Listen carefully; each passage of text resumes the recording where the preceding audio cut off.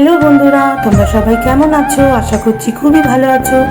আমি চলে এসেছি আমার রেসিপি নিয়ে আমার ব্লগে। তো দেখো বন্ধুরা, এটা কি বলো তো? এটা হচ্ছে মসুর ডাল বাটা। এর মধ্যে আমি কি কি অ্যাড করেছি বলো তো? কাঁচা লঙ্কা আর রসুন অ্যাড করে এটা ভালো করে মিক্সিতে পেস্ট করে নিয়েছি। তো আজ আমি এটারই একটা রেসিপি বানাবো। তো চলো দেখো এর মধ্যে আমি কি কি দেব। এই বাটাটার মধ্যে আমি দেব হচ্ছে বেকিং সোডা। বেকিং সোডা দিলে ভালো করে ফোলে, আর এটা দিয়ে খুব ভালো করে ফেটাতে হবে, কিন্তু খুব বেশি না, অল্প করে দেব। এরপর দেব নুন। আর এটা খুবই ছোট্ট রেসিপি, খুব তাড়াতাড়ি হয় আর খেতে ভীষণ মজা লাগে। তো চলো দেখো এক এক করে আমি জিনিসগুলো অ্যাড করতে থাকবো। তো বেকিং সোডা আমি এতটুকু দিচ্ছি।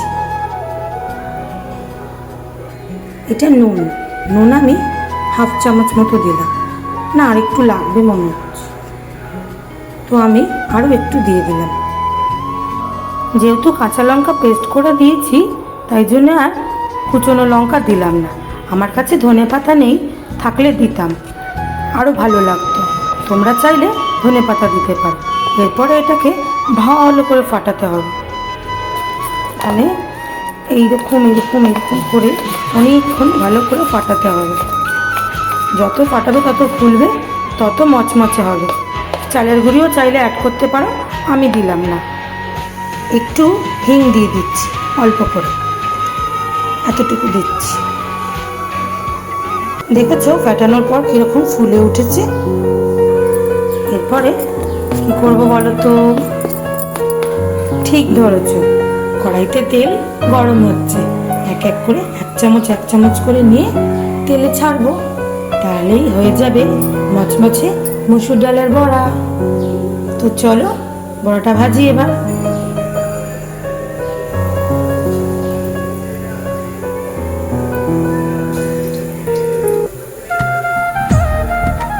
ভাজা বসিয়ে দিয়েছি, এক পিস ভাজা হোক, তারপরে তোমাদের দেখাচ্ছি।